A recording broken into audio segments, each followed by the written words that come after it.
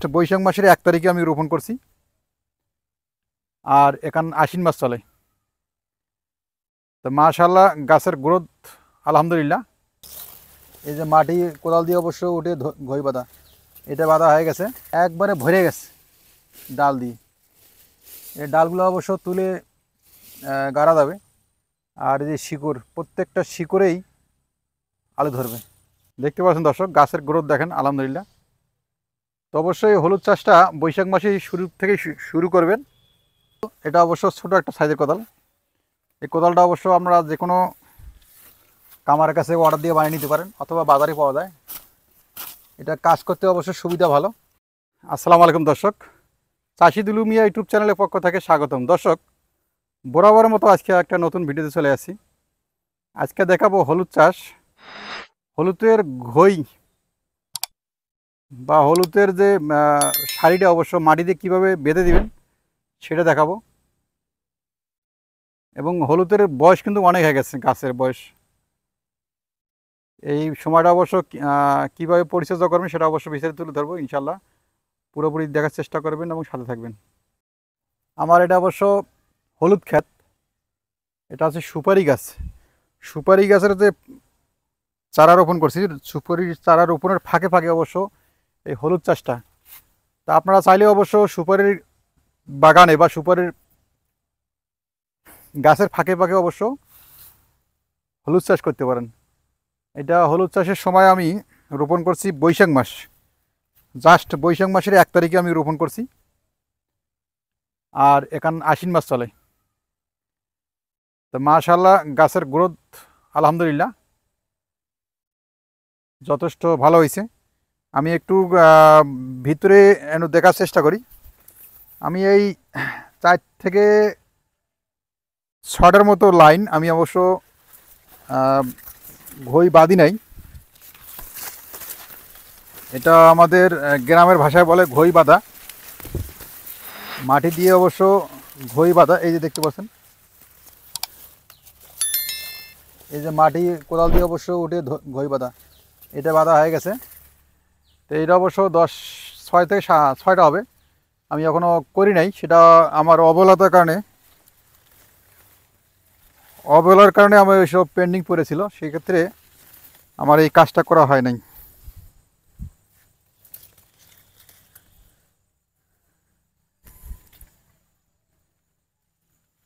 এটা পুরোপুরি একটা হলুদ ক্ষেত, প্রায় 7 শতকের মতো হলুদ ক্ষেতটা।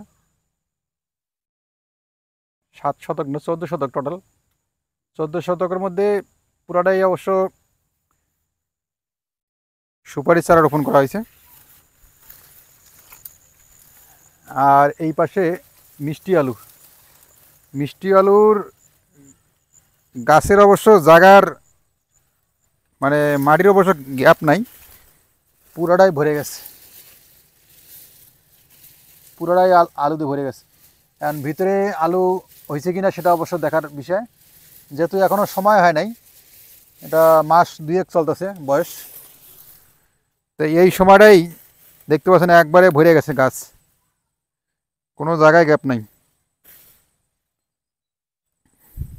একবারে ভরে গেছে ডাল দিয়ে। এই ডালগুলো অবশ্য তুলে গাড়া যাবে। আর এই যে শিকড়, প্রত্যেকটা শিকড়েই আলু ধরবে। এটা অবশ্য ডালগুলো তুলে অবশ্য বিক্রি করা যাবে ইনশাল্লাহ, অভাব নাই। এই ধান খেতে অবশ্য অনেকগুলো ঢুকছে, আমি অবশ্য কেটে কেটে গরুকে খাওয়া দিয়েছিলাম, হয়তো বা আরও কাটা লাগবে। যে উদ্দেশ্যে আপনাদের ভিডিও করা, গাছ যেহেতু অনেক বড় হয়ে গেছে, হলুদ সম্ভবত ধরছে। এই সময়টা অবশ্য বাঁধার কাজটা করবেন না, যখন গাছ সাইজে 1 ফিট হয়ে যাবে তখন অবশ্য বাঁধার কাজটা সম্পূর্ণ করবেন। আমার এই সাইডে কিন্তু আমি আগেই ঘই বাঁধার কাজটা শেষ করছি, আর এই কাজটা খুবই ব্যস্ততার কারণে আমি করে সম্পূর্ণ করতে পারিনি। এটা 14 শতক জায়গা হবে, পুরোটাই অবশ্য হলুদ চাষ। তো আপনারা দোয়া করবেন যাতে হলুদটা সম্পূর্ণ সুন্দরভাবে উত্তোলন করতে পারি। তাই গাছের গ্রোথটা যেদিকে আলো বাতাস পাইছি সেদিকে গাছের গ্রোথটা অবশ্য আলহামদুলিল্লাহ খারাপ হয় নাই। আর এই সংকটটা হচ্ছে একটু ছায়া আছে। আর দ্বিতীয় কথা হচ্ছে এই জায়গায় একটু সার কম দিছি। এই জায়গায় পরিপূর্ণ মাটিভাবে সার আছে। গাছের সাইজ দেখেন বিশাল বড় বড় হয়েছে। অবশ্যই এটা ফলন কম হবে।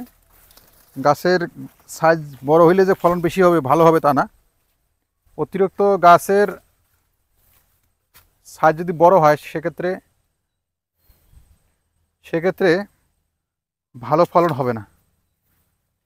গাছের ছোট গাছেই অবশ্য ভালো ফলন আসে। দেখতে পাচ্ছেন দর্শক, গাছের গ্রোথ দেখেন আলহামদুলিল্লাহ। তো অবশ্যই হলুদ চাষটা বৈশাখ মাসেই শুরু থেকে শুরু করবেন। আর যদি আপনাদের সুপারি বাগান থাকে, সুপারি বাগানের ফাঁকে অবশ্য হলুদ চাষ করতে পারেন। আমি আদা চাষ করছিলাম, আদা তেমন একটা ভালো রেজাল্ট আসে নাই। হলুদ চাষটাই অবশ্য ভালো রেজাল্ট আসছে। তো আমি সাজেস্ট করি অবশ্য হলুদ চাষটা করবেন। এতে হলুদ চাষটা করলে অবশ্য লাভবান হইতে পারবেন। আমি একটু দেখানোর চেষ্টা করব কিভাবে। এটা অবশ্য ছোট একটা সাইজের কোদাল। এই কোদালটা অবশ্য আমরা যে কোনো কামারের কাছে অর্ডার দিয়ে বানিয়ে নিতে পারেন, অথবা বাজারে পাওয়া যায়। এটা কাজ করতে অবশ্য সুবিধা ভালো। আমরা অবশ্য আগে নাঙ্গল দিয়া এই কাজটা করে নিতাম। এখন আমাদের নাঙ্গল লাগে না।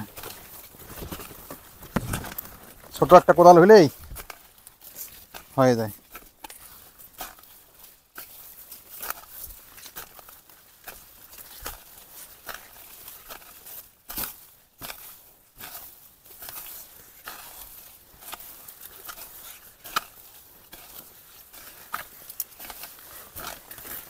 এই জায়গায় আগে ছিল লিচু গাছ। এই যে দেখতে পাচ্ছেন লিচু গাছ কিন্তু কেটে ফেলছি। লিচু গাছ কেটে অবশ্য সুপারি বাগান দিয়ে দিছি। কারণ লিচু গাছে অবশ্য কোনো ফায়দা নাই। লিচু 1 বছর হয় কম, 1 বছর হয় বেশি, কোনো বছর গ্যাপ যায়। 1 বছর পর পর ফল আসে। আর আমার যে এলাকায়, এই এলাকায় লিচুটা বাজারজাত করা খুব কষ্ট হয়ে যায়। ঠিক সঠিক মতো ঠিক সময় যদি বাজার না করতে পারেন, লিচু অবশ্য নষ্ট হয়ে যায়। সেক্ষেত্রে আমার এই লিচু আমার পোষায় না, ভালো হয় না, রেজাল্ট আসে না, ভালো রেজাল্ট আসে না। এই জন্য আমি সুপারি করছি। সুপারি আমাদের এলাকায় প্রচুর বিভিন্ন জায়গা থেকে নিয়ে যায়। সুপারির চাহিদা প্রচুর।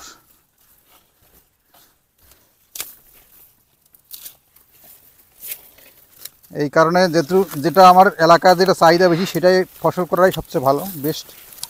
আপনাদের এলাকায় কি ফসল চাহিদা বেশি সেই ফসলগুলো চেষ্টা করবেন করার জন্য। তো দর্শক, আজকে এই পর্যন্ত শেষ করলাম ভিডিওটা। পরবর্তী ভিডিও দেখার জন্য অনুরোধ দিল। আসসালামু আলাইকুম।